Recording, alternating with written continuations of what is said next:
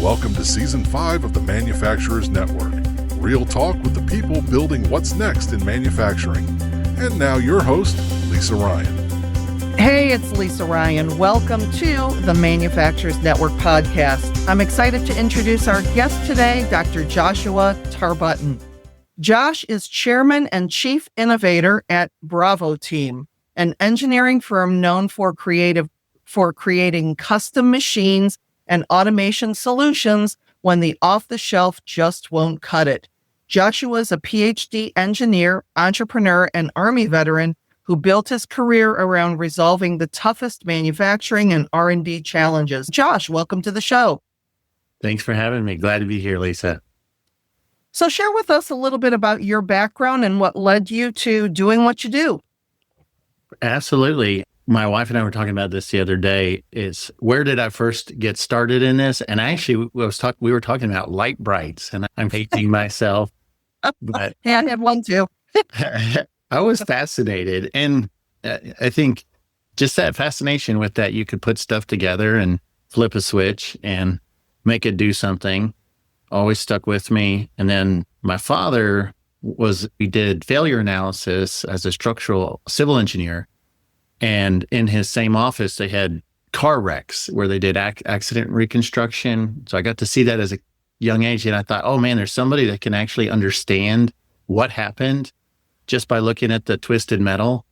And so I think for me, it just kind of started with that bug, like most people that pursue engineering. And then I just stayed after it, had a hard time getting into school and graduating and all that, but I finally made it through. And I was sent to the Army, sent to Iraq, my graduating semester, my undergrad. And so I had to come back and then finish school there.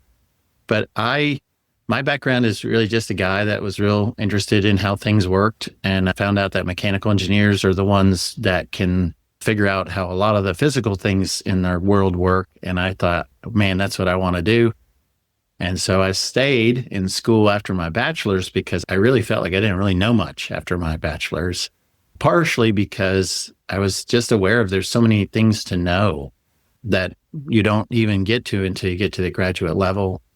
And so I did that. And then I realized as a professor that I needed to make more money. And so I did some consulting, and then I was trying to make money for my kids. But then what I was doing was taking time away from everybody. So I had to solve the problem. And the solution was to hire some of the smart students and start a company and try to leverage some of the opportunities so that they could learn and grow as well. And it kind of worked out. You were talking about your dad's with all the car crashes. I thought that was interesting because I recently got to go on a tour for an automotive recycling plant, and just walking through and seeing all the crashed up cars and that was my thought too. It's wow, what was the story behind that one? It was interesting to see that there was people like your dad actually going through and figuring that out. So yeah. Just a little fun fact on the side. So let's start with the big picture. Manufacturers are under pressure to automate faster than ever. So from what you're seeing, what's driving that urgency, and where do leaders tend to misstep first? Well, I think like with all industries, it's driven by the money. And I think in manufacturing, we have a challenging situation where costs have gone up dramatically. Supply chain has spottiness in it. We have strained relationships with other trade partners, and we have very intelligent mind of business people competing for slices of the pie. And I think it puts people one of the big risks, I think, is just being in a state of fear. And unfortunately, I do think there's a lot of leadership that's done out of fear. And then that fear translates into control. And then we try to control the people that are working for us so that we don't make mistakes. And this is exacerbated by a labor force that is very entitled right now because of their what they had to do to get to where they are. And so we had to get people with the credentials that go through the right programs and the right training. And then because the cost of living has gone up, these same people need to make more money. And entitled may not be really the accurate word. I would just say that there's a reality that the labor at the bottom of the economy is really suffering because the expenses in the marketplace. And so I think you have just a rough situation where the individuals feel the economic pressures. Globally, we've made things more challenging for us in the supply chain. And then caught in between it all is, manufacturers that are trying to make a profit. And I think that just sets a landscape for folks that they really just need to be honest with each other about where they are and how they can capture what is possible to capture. And it's interesting when you talk about the cost of employees, and employees also take breaks and take vacations and go home at night, where obviously robots and automation don't. So what are you seeing as far as reskilling the workforce? Because at some point, a lot of those non-skilled jobs are going to be going away, and we're going to have to find new ways to use the people to put them to good work using new skills. What are some of the things that you're running into along those lines? As far as the reskilling and cutting the labor with automation, I think that's, as we know, we have to, these manufacturers need to be profitable. Otherwise, nobody has a job. And I think profits are driven by how well we execute and the pricing in the market. And I think automation is something that can help keep a company alive much longer. And I think the timing of introducing those technologies is very important. I think part of the problem is there are maybe some small to medium manufacturers where the leadership harvests all the money for themselves or another boat or a bigger home or whatever. And some of the resources that I think historically they should have gotten back into the companies did not. And so we have many people that experienced the American dream and they got what they wanted out of it and they made a lot of money. And they're the ones driving the nice car into their parking lot, and everybody else is driving a different, not so nice car. And some of that money should have gone into reinvesting into production. And so I think the timing of it is really important. We need to spend money to invest into our plants and factories at the right time. But against the backdrop of fear, it's really difficult for people to know when to do it. As far as the reskilling, though, I know of a plant. They have a very large square footage. They go through roughly 2,000 people just in turnover every week. And holy cow. It's a kind of a situation too, where there's some jobs that are terrible and they don't make sense to automate because they're too expensive and they just roll through people. I think those particular things are things where we need to really think about more clever solutions. And then, so I'd say I see that at the bottom. I would say that's at the bottom of the labor pool. In the middle of the labor pool, I think there are people that are doing things that are going to be automated, and those individuals will either have to go to the lower group of labor or they're going to have to go to the higher group of labor by acquiring some more skills. And I think the problem is, too, the companies end up being really responsible for everything, the training, the timing, when to lay out capital, whether or not they can capture the market. And it's just challenging. It's challenging to do well in manufacturing. And manufacturing is one of the markets where our margins can historically be on the lower side for more commodity style products that we are making or solutions that we're making. And we have companies that historically are doing 10% net margins, even if they're generating $1 million in profit for a shop, which is for a small shop is a good deal. For them, it doesn't necessarily mean they have excess cash to buy all what they need to stay profitable. And so I know this is not like a real answer. It's just more complaining about the problem. But these are some of the things that I see. I see at the lowest end, there's some real problems we need to work on. And Right. that has a lot that bleeds into the trade schools. It bleeds into the high schools. I was a professor for 9 years. And so I was able to see how people's minds journey over time. And I really wish we would start a lot sooner with people that already have the knack for putting stuff together. But we can't even let people touch a machine really because of OSHA requirements and some other stuff until they're older. So I think one of the ways to solve the problem is by finding the people that are already fascinated by manufacturing at a younger age and really setting them up for success. And we put this conversation in a little box, and people want to blame the labor, or they want to blame the company or greed or the market or whatever it is, when in reality, it's really a social problem that we need to solve for our economy. And we need to start at a very young age, not to try to get kids to make you money, to set children and young people up for success for where their minds are already wired.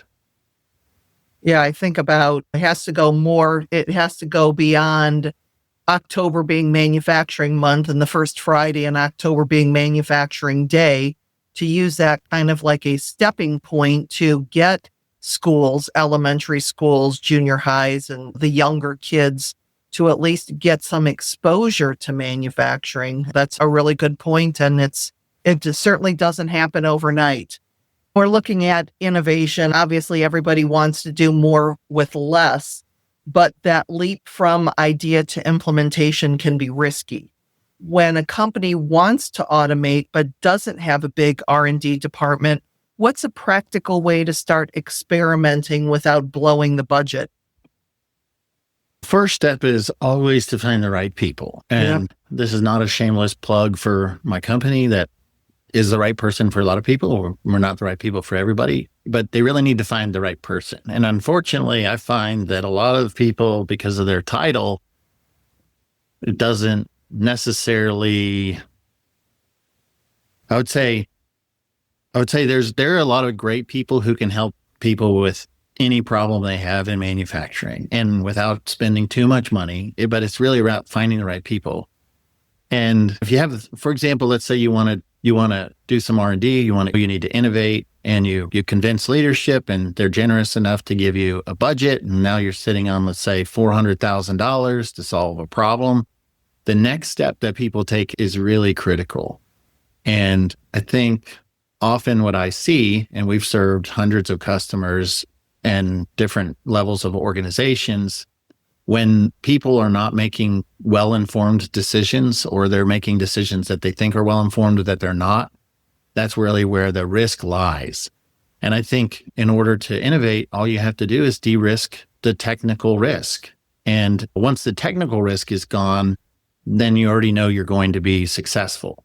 And this could be like, instead of us putting together all of our budget and saying, hey, we're going to put this on the line, why don't we take 10% of the budget, test the hypothesis and a small experimental setup that we know that if this question is answered, we know we're going to be successful on the main line. So that's one way to de-risk it, is just do small prototypes or small development projects that answer the technical question and de-risk the financial risk of the implementation of the project. So we try to argue for that quite a bit. The other thing is to make sure that we're being realistic and reasonable about what's possible. And in that case, you just really need good people that are telling you the truth about what the risk is, so that the risk can be shared and we all have support to work through it. But we're consultants. And so we can get in a position, if we're not careful, where somebody's trying to give us all of their technical risk and write up some contract where now we're on the hook for what they don't know. And sometimes that's fine because we do know and it's not a big deal. Other times you have to be careful that you just need the right people in the room that are really thinking about the problem the right way. I think if you have the people in the room, you're going to know with high level of confidence about what the project will cost and about how much time it will take. And there should never be surprises. The reason there are surprises is when you have underinformed people making decisions or making bad assumptions about things. And we try to help people not make those mistakes. Yeah, I think about when a lot of my programs, when I share the thought of to hire more slowly and to fire more quickly, so that you make sure that number one, you have the right people on the bus doing the job and creating a workplace culture where people feel safe to go to management and to be able to say, hey, this isn't quite working. Can we try this? But on the other hand, of firing more quickly, you have that toxic person in the workplace. Even if they're really good at what they do, they're going to start driving people out there. So like with so many of my programs, a lot of this comes down to culture. No matter how much AI and automation we have, we still have to deal with the people part of the program. Yeah, they say people are your happiness and in work. And they say people don't leave companies, they leave people. And if there's any truth to that, then creating a good workplace is one of the first steps to innovate. Exactly.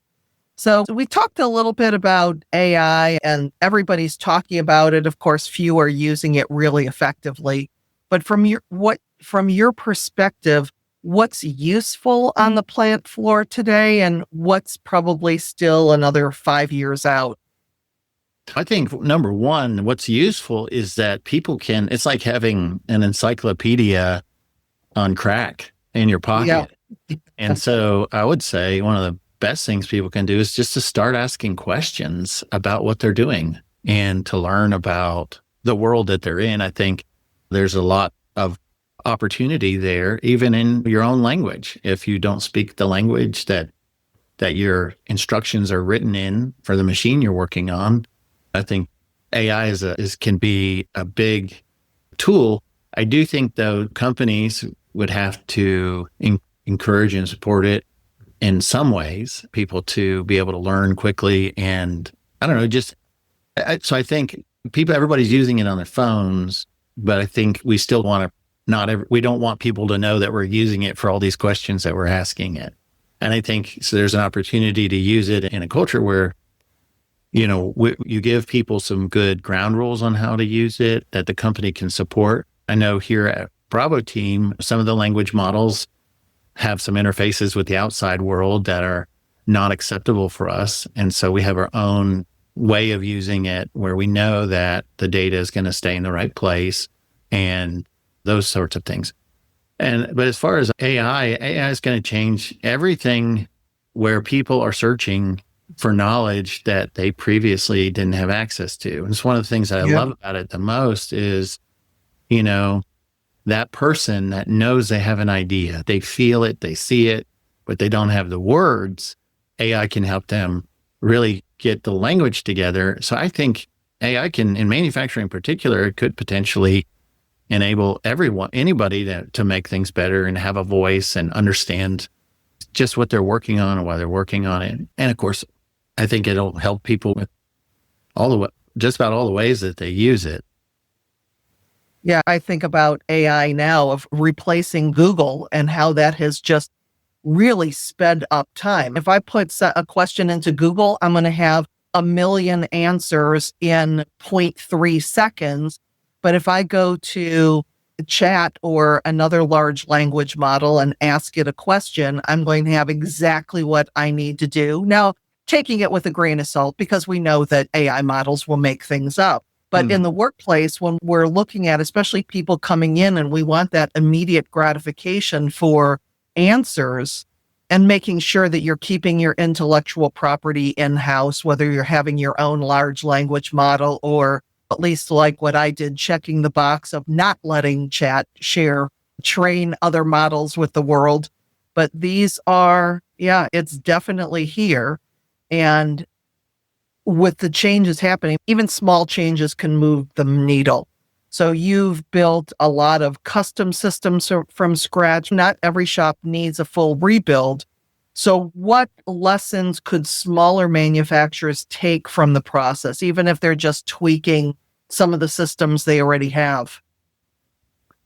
For smaller manufacturers, I think it's all about execution. They're not going to make money. They're not going to make good money if they're wasting time and energy or overspending or have too much inventory or they hire wrong.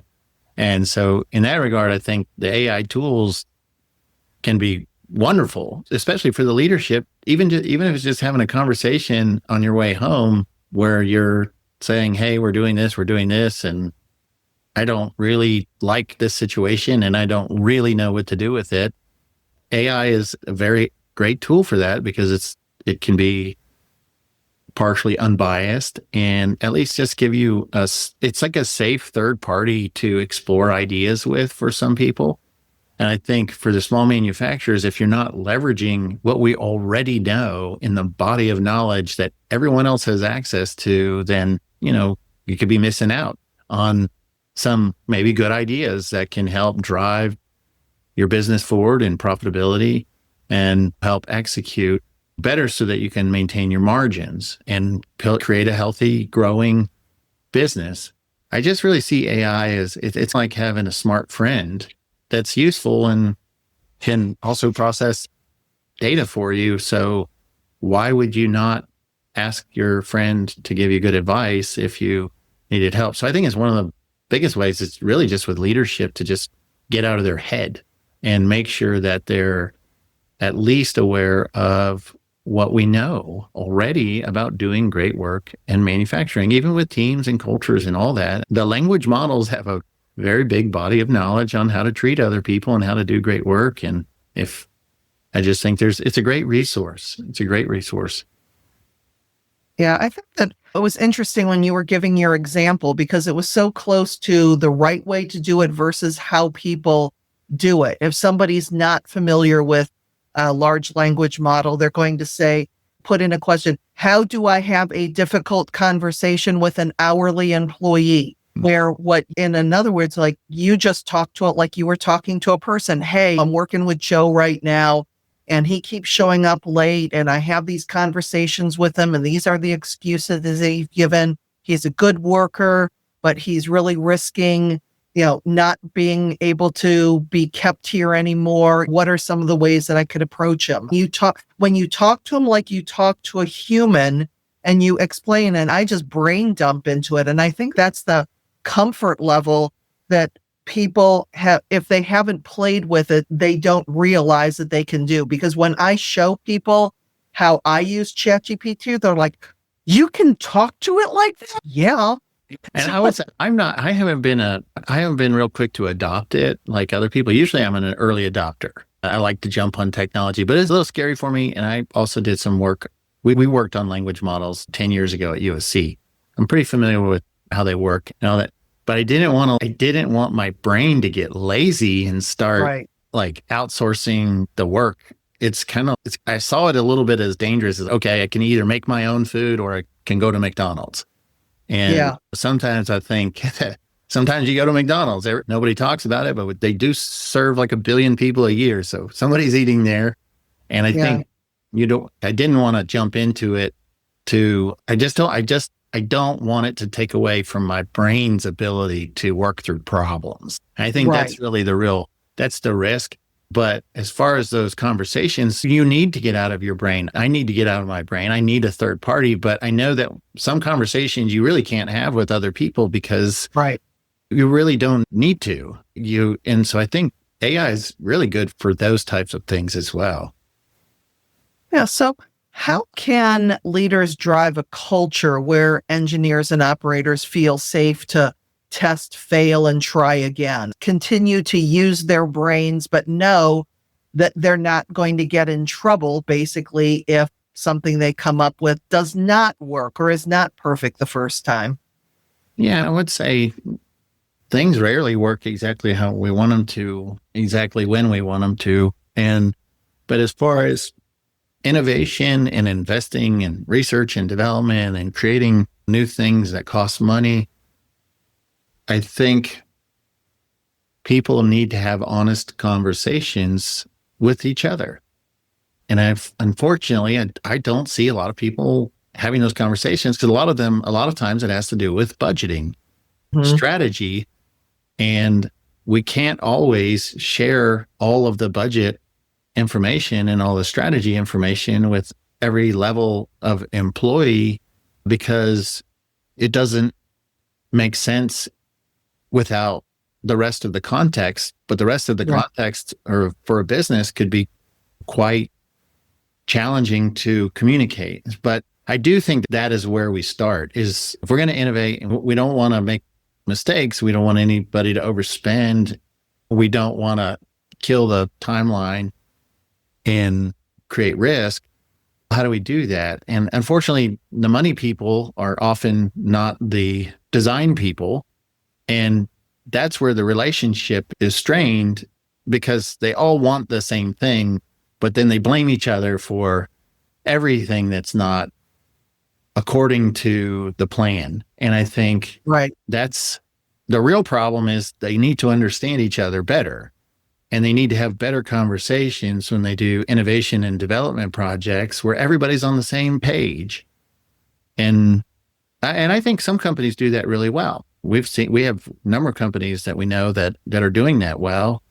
They have budgets, they have reasonable expectations for what they can get out of them. And the engineers are all motivated to work because they've been set up for success. I think where we get into trouble is we set up this win-lose situation. And then again, we set it up with, the sales team said this, they weren't right. It's not really the features that the machine needs. Then the engineers, now they have to be right. And I just say, nobody needs to be right. We just need to make money and take care of each other and take care of the clients. That's business. And if you do it well, you make great margin. If you don't do it well, you probably should not make great margin, and maybe should not stay in business because you're not doing it well and somebody else is doing a better job. Exactly. You've worked with teams in really high stakes environments, from the military to academia to the manufacturing floor. What have you learned about keeping complex teams aligned when the pressure is on, which you just talked about with all the blaming and all of that stuff that's going on? People will do what they committed to. If you don't, sabotage or betray them, and you support them. And I think people want to do good. They want to do well. I think we need to help them have a clear path to success. In project management and Scrum style project management, there's this whole concept of the definition of done. And it's like, what is the success? What's the definition of success? How do we know if we had a good week? How do we know if we're on track? How do we know if we're going? And I think people need to know that they're making good progress. It's like, we like to, when we climb a mountain, we like to take a break at the vistas. People need healthy vistas along the way. We need to treat them like real humans, and that are bringing their best, that want to do their best. And if you take the Special Forces team, take Delta Force or Bravo team is SEAL Team 6. That's part of the inspiration for our naming of the company. But these are people who care. And what got them into the Army, we don't know. Like, usually high functioning people, they had broken homes, they experienced a lot of pain. And then there's just some people who are just pure patriots they love America, they love what it stands for, and they want to bleed all over the cause. And they have no problem doing it. These are patriots, these are heroes, and we're glad to have them at the forefront. But they do it because they want to do it. They want to do what they're doing. They love it. So I do believe that it's really, when you want a high functioning team, get them work that they love, and get them people that they love working with, and give them customers that they really want to see win. And when you have that desire, that motivation, and that way of being, like, who can compete with that team? But the challenge is, we do all this stuff that basically is against all of that. We make policies that constrain people's freedoms. We don't trust people, so we create systems that have laborious accountability mechanisms. Mm-hmm. We have project management processes and procedures that are sucking up thousands of hours of people's time. And I just believe that, we're limited by our trust that we have for each other. We're limited by the clarity of our communication. And if we can get those things right, I think people are going to be happier when they're working together for stuff they believe in. Yeah. Oh, that's a beautiful summary of the conversation. So, as we're getting to the end of our time together, what exactly does Bravo Team do to help your clients? And if somebody did want to continue the conversation, what's a good way for them to get in touch? Yeah, so Bravo Team, really, we're a company that started with the hypothesis that if you have clever people that work really hard together, that they can solve hard problems and have fun. And so what we do is we have customers that have problems that are important for their enterprise strategy and value, and we help them capture market opportunities through innovation. And it could be like helping designing machine. We do a lot of machine design, or creating a new piece of hardware that doesn't exist. And we'll do the PCB design on the firmware, design the hardware machine interface and all these things. So it's really, Bravo Team is a company that is a support company to help people innovate, create, and manufacture what they need. So we're easy to get in contact with. You can look up Bravo Team, and sometimes you'll see the video game. We're not the video game, we're the engineering consulting firm. Or you can go to jatarbutton.com. Or joshtarbutton.com, something like that. That's my personal website. And then if you want to figure out if Bravo Team can be a good partner for you, you can just go to bravoteam.tech. We have some videos there, talk about how we do the work. And or if you want to see one of the products we made, you can go to www.bravowalk.com. And that's a dog collar that we invented to help people be able to walk the dogs without pulling on the leash. And those are the 3 ways to get in contact with us. All right. Josh, it has been a pleasure having you on the show today. Thanks so much for joining me. Thank you for having me. Great meeting you, Lisa. I'm Lisa Ryan, and this is the Manufacturers Network podcast. We'll see you next time. Thanks for listening to the Manufacturers Network podcast. If this conversation gave you something to think about, share it with someone else who will get it.